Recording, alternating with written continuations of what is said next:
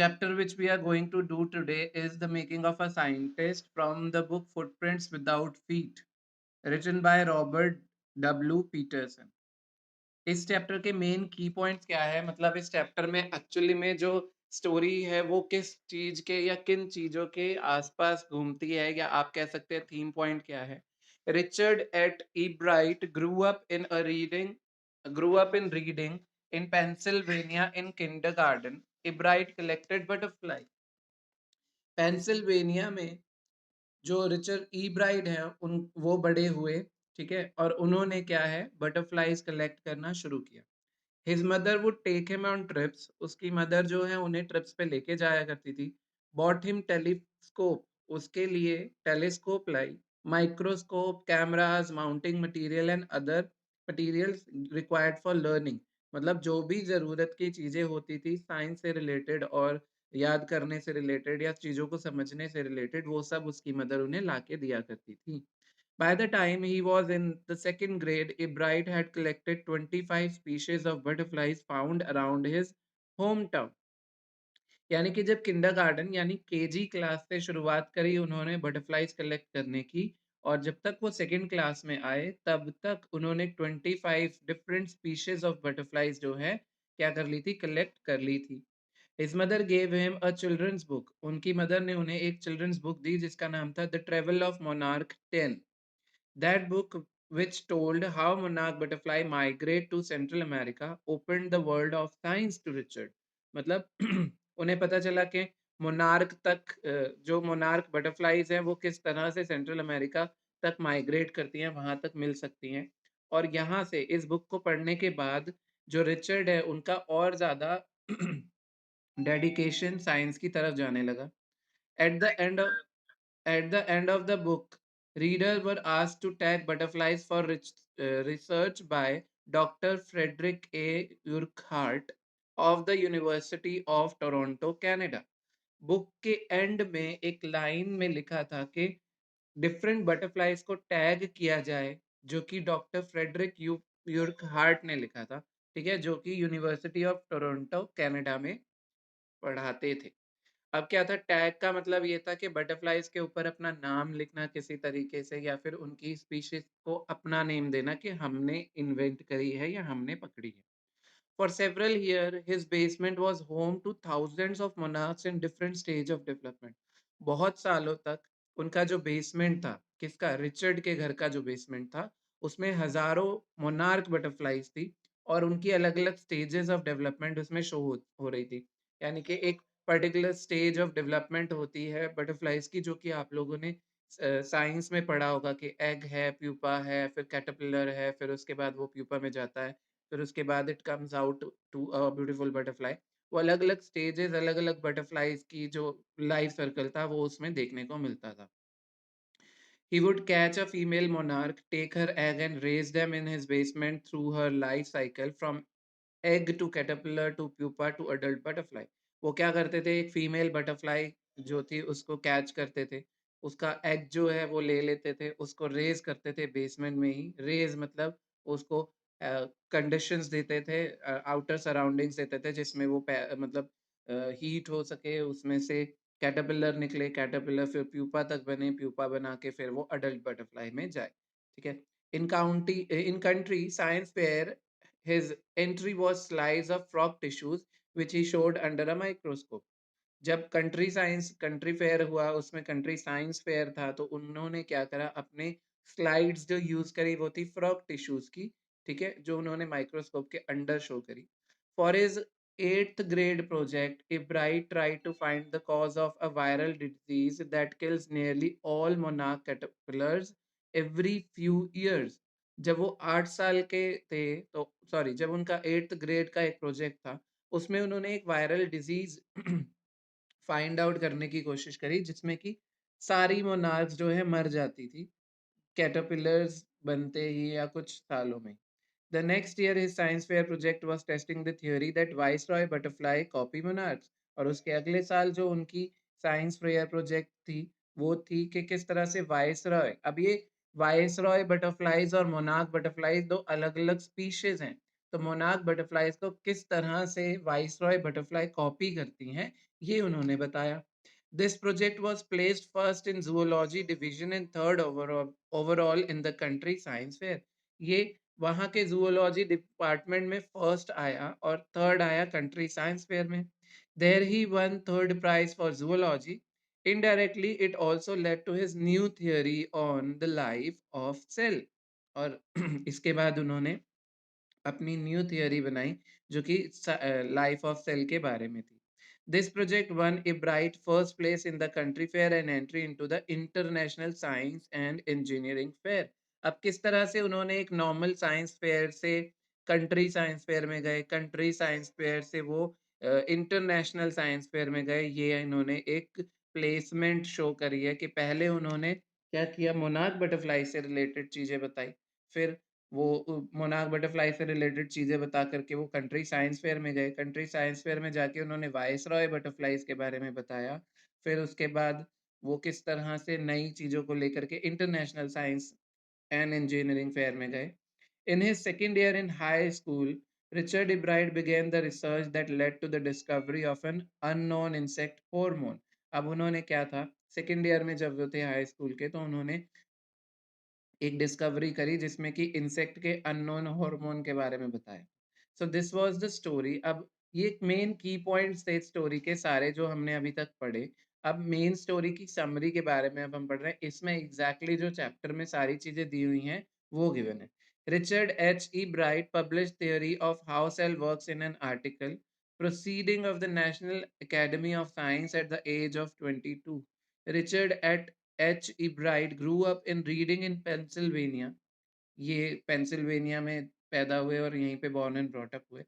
There he was not able to do anything. He was not able to play football and a baseball too. वहाँ पे ना ही वो football खेल पाते थे ना ही बेसबॉल खेल पाते थे। But he said that there he could do one thing, collect things. So he collected things. वहाँ पे एक ही चीज वो कर सकते थे, वो चीजों को कलेक्ट करना। तो इन्होंने चीजें कलेक्ट करना शुरू करी। इन किंडरगार्टन यानी कि जो केजी क्लास आप लोग कहते हैं, केजी क्लास में a bright collected butterflies, a bright ने क्या शुरू किया, बटरफ्लाइज कलेक्ट करनी शुरू करी। He also collected rocks, fossils and coin, और साथ ही साथ क्या क्या वो उन्होंने कलेक्ट करना शुरू किया, फॉसिल्स या फिर कॉइन्स या फिर रॉक्स, ये सब उन्होंने शुरू किए। He would observe sky at night too, और रात के समय वो क्या करते थे, स्काई को भी ऑब्जर्व करते थे।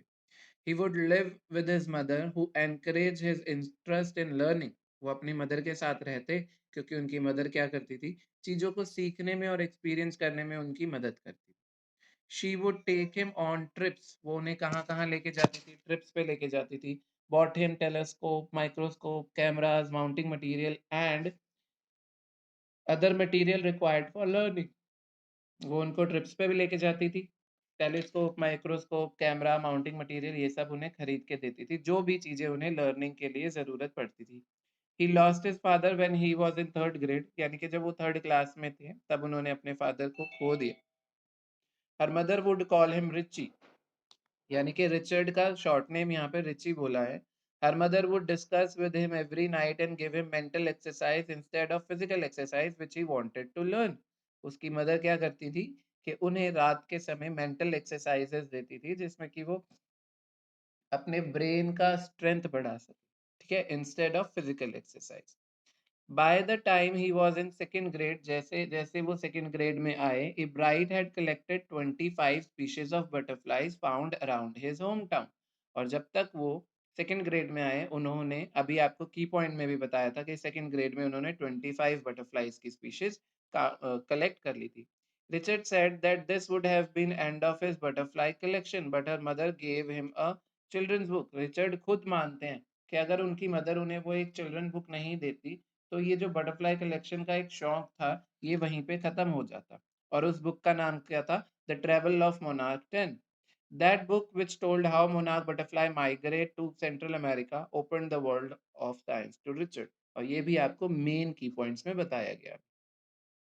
At the end of the book, और बुक के एंड में रीडर्स को इनवाइट किया गया था कि बटरफ्लाईज की माइग्रेशन की स्टडी के बारे में हेल्प करने के लिए, और वो बोला गया था कि वो टैग करे बटरफ्लाईज को, जो कि डॉक्टर फ्रेडरिक उर्कहार्ट ने बोला था, जो कि टोरंटो कनाडा की एक यूनिवर्सिटी में काम करते थे। सर, हाँ जी। सर एक बार दोबारा बता दीजिए वाली लाइन। बुक के एंड में बोला गया था, किसके द्वारा, डॉक्टर फ्रेडरिक ए उर्कहार्ट के द्वारा, कि वो हेल्प कर सकते हैं बटरफ्लाई माइग्रेशन की स्टडीज में। ठीक है। और जो भी एक टैग बटरफ्लाई फाउंड करता है वो डॉक्टर उर्कहार्ट को सेंड कर सकता है। If you need to catch them one by one you won't catch very much. उन्होंने बोला अगर आपने एक से एक एक करके कैच करनी है तो आप ज्यादा नहीं कैच कर पाओगे।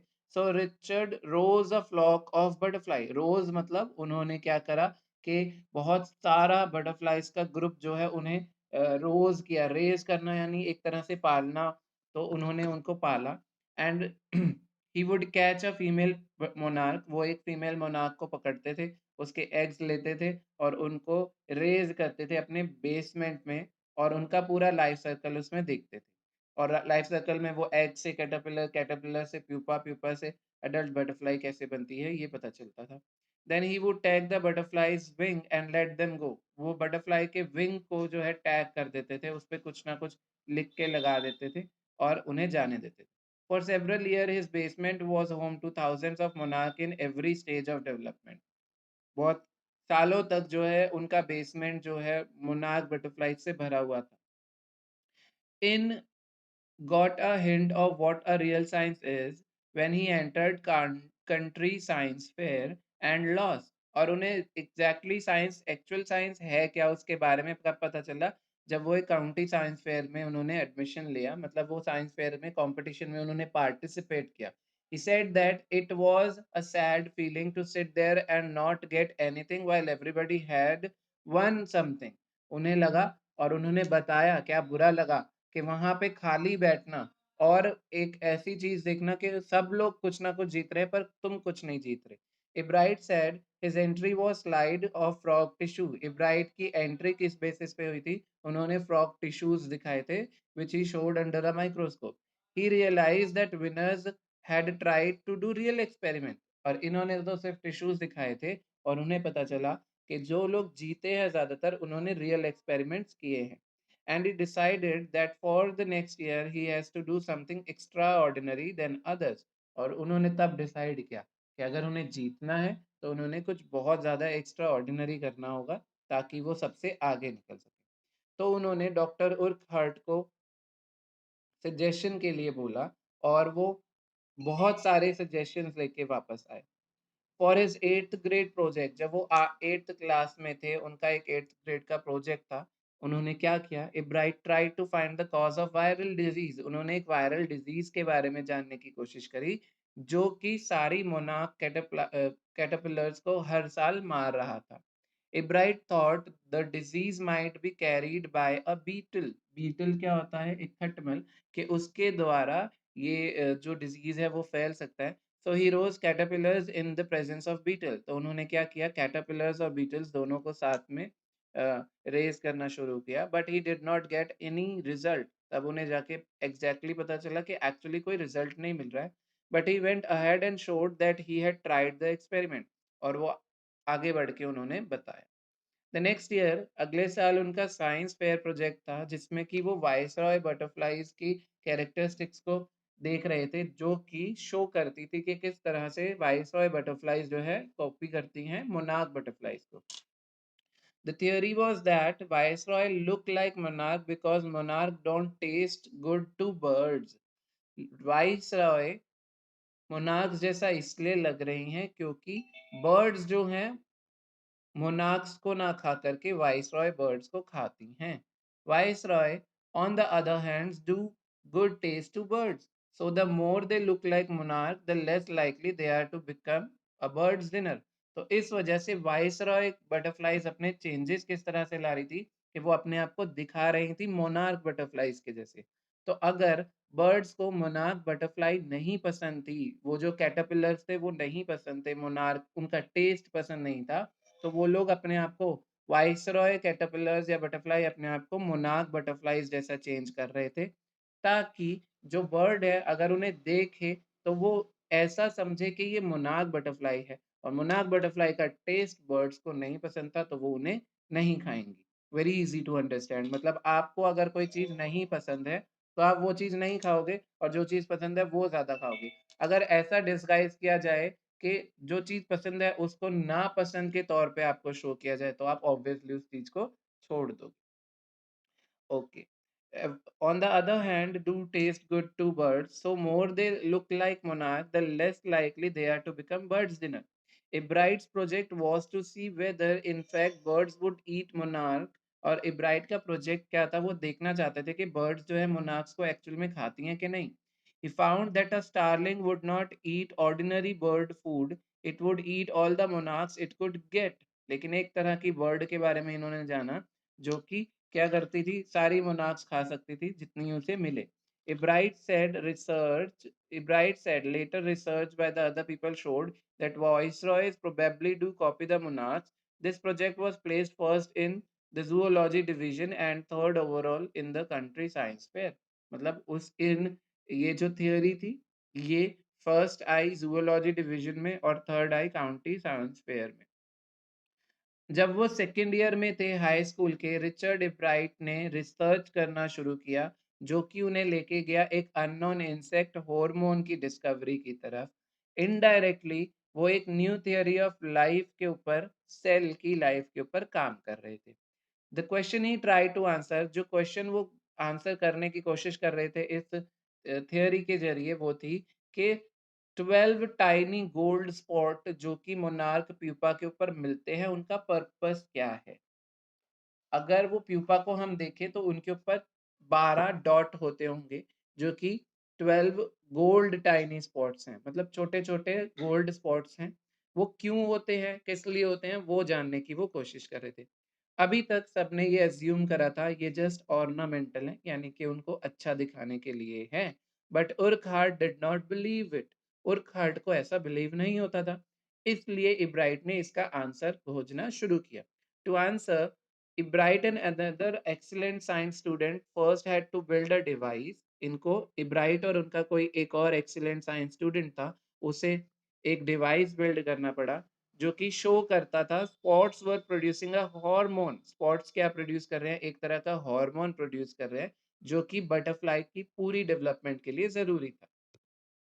और ये प्रोजेक्ट जो है ब्राइट का फर्स्ट प्लेस में आया काउंटी फेयर में, और इसी प्रोजेक्ट की वजह से वो international science and engineering fair में पार्टिसिपेट कर सके. वहाँ पे उन्होंने थर्ड प्लेस जीता ज़ूलॉजी के लिए, और उन्हें चांस मिला गर्मियों के समय एंटोमोलॉजी लेबोरेटरी में काम करने का, और वो किसकी थी, Walter Reed Army Institute of Research की वो लेबोरेटरी थी. As a high school junior, Richard Ebright continued his advanced experience on the monarch pupa. और वो अभी भी क्या कर रहे थे, मोनार्क प्यूपा के ऊपर ही काम कर रहे थे. That year, his project won first prize at the International Science Fair and gave him another chance to work in the Army laboratory during the summer. और उस गर्मियों के समय पे भी वो इसी के ऊपर काम कर रहे थे, और इसी की वजह से उन्हें फर्स्ट प्राइज भी मिला इंटरनेशनल साइंस फेयर में, और एक और चांस मिला कि आर्मी लेबोरेटरी में वो काम कर सके गर्मियों में. So this was the whole chapter you have been reading through. ठीक है, और this is very easy chapter, but if you have found any problem or faced any problem, please discuss.